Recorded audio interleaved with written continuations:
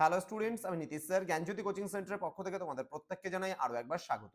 তো স্টুডেন্টস, আজকে আমি তোমাদের সঙ্গে আলোচনা করব এনইপি 4 ইয়ার আন্ডার গ্র্যাজুয়েট প্রোগ্রামের অধীনস্থ যে সমস্ত ছাত্রছাত্রীরা যারা মেজর কোর্স অথবা মাল্টিডিসিপ্লিনারি কোর্স নিয়ে বিভিন্ন কলেজগুলোতে পড়াশোনা করছে ফার্স্ট সেমিস্টারে, তাদের জন্য আজকে ডিএসসি অথবা মাইনর বেঙ্গলি যাদের রয়েছে তাদের জন্য আজকের এই ক্লাসটি ভীষণ গুরুত্বপূর্ণ। 6 নম্বরের একটা অতি গুরুত্বপূর্ণ প্রশ্ন, কিভাবে তোমরা পরীক্ষায় লিখবে সেই নিয়ে কিন্তু আলোচনা করবো আজকের এই ক্লাসটিতে। কতটুকু লিখলে তোমরা পারফেক্ট একটা নাম্বার পাবে সেটাও কিন্তু আলোচনা করবো আজকের এই ক্লাসটিতে। ধৈর্য ধরে শেষ অবধি ভিডিওটি দেখবে এবং যারা এখনো চ্যানেলটিকে সাবস্ক্রাইব করোনি তারা অবশ্যই চ্যানেলটিকে সাবস্ক্রাইব করে পাশে থাকা বেল আইকন অল প্রেস করো এবং বন্ধুদের সঙ্গে ভিডিওটি শেয়ার করে দাও যেন প্রত্যেকের কাছে আজকের এই ক্লাসটি পৌঁছে যেতে পারে।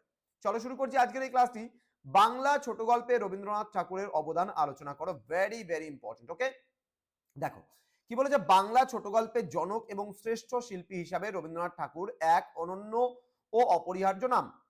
তার হাত ধরেই বা তার হাতেই বাংলা ছোট গল্পের জন্ম, বিকাশ এবং শৈল্পিক পূর্ণতা লাভ করেছে।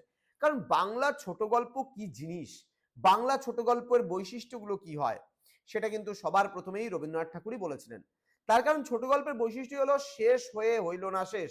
রবীন্দ্রনাথ ঠাকুরের যে ছোট গল্পগুলো আছে সেখানে কিন্তু তিনি যে তুমি যে কোনো গল্প, রবীন্দ্রনাথ ঠাকুরের পোস্টমাস্টার বলো, কাবুলিওয়ালা বলো, খোকাবুর প্রত্যাবর্তন বলো, প্রত্যেকটা গল্পই শেষ হওয়ার পরেও মনে হবে যদি আরেকটু গল্পটা হতো খুব ভালো হতো।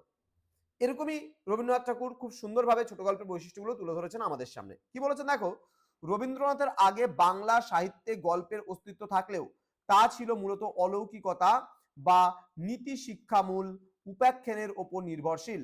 রবীন্দ্রনাথই প্রথম এই শাখায় আধুনিকতা, মনস্তত্ত্ব এবং বাস্তবধর্মী জীবনবোধের সঞ্চার করেন। তার হাত ধরে বাংলা ছোট গল্প কেবল একটি সাহিত্যিক আঙ্গিক হিসাবে আত্মপ্রকাশ করেননি, বরং বিশ্ব সাহিত্যের দরবারেও কিন্তু সসম্মানে স্থান করে নিয়েছে তার গল্পগুলো। পরবর্তী প্যারাগ্রাফে কি বলেছে দেখে নিই। বলছে রবীন্দ্রনাথের গল্প সাহিত্যের শ্রেষ্ঠ নিদর্শন হলো গল্পগুচ্ছ। এই সংকলনের অধিকাংশ গল্প তিনি রচনা করেছিলেন পূর্ববঙ্গের, যেটাকে বর্তমানকে আমরা বাংলাদেশ বলছি, শিলাইদহ, সাজাদপুর এবং পাতিসরে জমিদারি দেখাশোনার সময়। তাহলে রবীন্দ্রনাথ ঠাকুর যখন জমিদারি দেখাশোনা করতেন ঠিক তখনই কিন্তু তিনি পূর্ববঙ্গে অর্থাৎ বর্তমানে যেটা বাংলাদেশ নামে পরিচিত সেখানেই কিন্তু তিনি তার গল্পগুচ্ছের ম্যাক্সিমাম গল্পগুলো সেখানেই লিখেছিলেন। পদ্মা তীরের শান্ত প্রকৃতি এবং গ্রামীণ মানুষের দৈনন্দিন সুখ দুঃখের নিবিড় সান্নিধ্য তার গল্পগুলোকে প্রাণবন্ত করে তুলেছিল।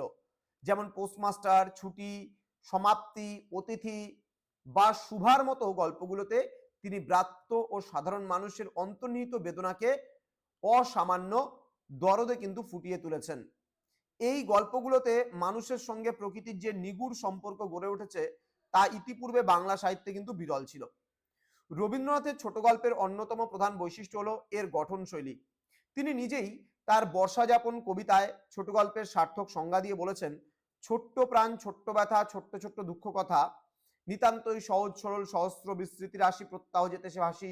এইভাবে করে লাস্ট লাইনটা হচ্ছে শেষ হয়ে হইল না শেষ। অর্থাৎ গল্পের শেষে একটি অতৃপ্ত বা রেশ থেকে যাবে, যেন মনে হচ্ছে যে গল্পটা আরেকটু হলে ভালো হতো, যা কিন্তু পাঠককে ভাবনার জগতে টেনে নিয়ে যাবে যে এরপরে যদি গল্পটা এরকম হতো তো খুব ভালো হতো।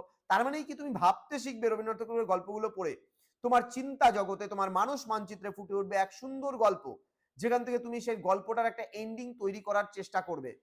বলছে তার গল্পে কোনো দীর্ঘ ভূমিকা বা কৃত্রিম উপসংহার কিন্তু থাকবে না, বরং জীবনের একটি বিশেষ মুহূর্ত বা খণ্ডচিত্রকে তিনি মহিমান্বিত করে তোলেন। বিষয় বৈচিত্র্যের দিক থেকে রবীন্দ্রনাথের গল্প অপ্রতিদ্বন্দ্বী।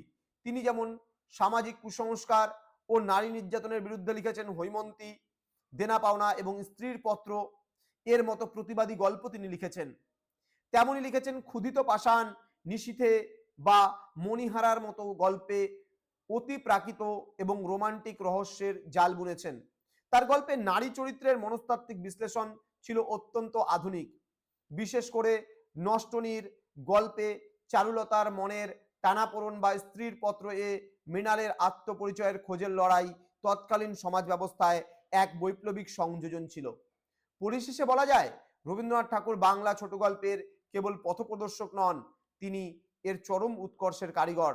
তার গল্পগুলোতে একদিকে যেমন সমাজ বাস্তবতা প্রতিফলিত হয়েছে, অন্যদিকে নিবিড় দার্শনিকতা ও কাব্যময়তা সাহিত্যের সাধকে অন্য উচ্চতায় নিয়ে গেছে।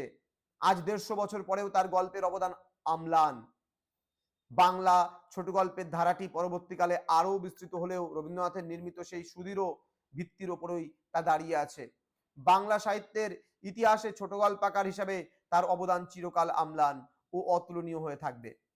তো স্টুডেন্ট, এই ছিল আজকের ক্লাস, যেখানে 6 নম্বরের একটা প্রশ্নের উত্তর কি করে লিখবে সেই নিয়ে বিস্তারিত আলোচনা করলাম। যারা এখনো আমাদের চ্যানেলটিকে সাবস্ক্রাইব করনি, সাবস্ক্রাইব করে বন্ধুদের সঙ্গে ভিডিওটি শেয়ার করো। যাদের ডিএসসি বাংলা রয়েছে, পাস কোর্সের বা প্রোগ্রাম কোর্সের স্টুডেন্টরা, তাদের প্রত্যেকের সঙ্গে শেয়ার করো আজকের এই ক্লাসটি। তোমাদের উজ্জ্বল ভবিষ্যৎ গড়ে তুলবো আমরা, এটা কিন্তু আমাদের প্রতিশ্রুতি। আমাদের অফিসিয়াল নাম্বারটা তোমরা সেভ করে রাখো 6295916282 এবং 7076398606 নম্বরে। তোমরা যদি আমাদের কাছ থেকে নোটস পত্র নিতে চাও, ক্লাস করতে চাও, যোগাযোগ করবে আমাদের এই নাম্বারে। এবং আমাদের প্লে স্টোরে অ্যাপ আছে পিস্টিকল এডুকেশন, PISTICALL পিস্টিকল এডুকেশন, EDUCATION। এই অ্যাপে কিন্তু সমস্ত কিছু তোমরা পেয়ে যাবে।